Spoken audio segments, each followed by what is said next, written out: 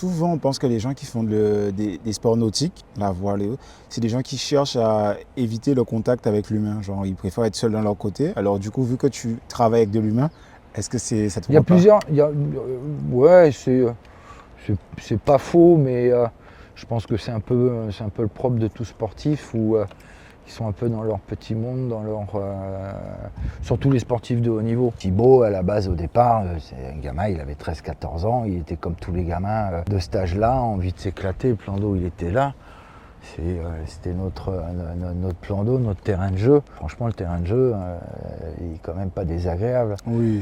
Et sur la longueur, entre guillemets, 4, 5, 6 ans, si on leur donne vraiment le plaisir d'évoluer, petit à petit, ils acquièrent des techniques et on les amène petit à petit à la régate, qui est un jeu qui en compétition qui n'est pas désagréable, parce que quand tu passes 4 heures, 5 heures, 6 heures sur l'eau, c'est que du bonheur. Donc, c'est mis à part le problème financier qui n'est pas évident parce que le matériel voile coûte très cher, mais à travers les cotisations clubs et les aides et les subventions qu'ont les clubs pour développer les activités, ça permet d'accéder à un sport mécanique à un bon petit niveau.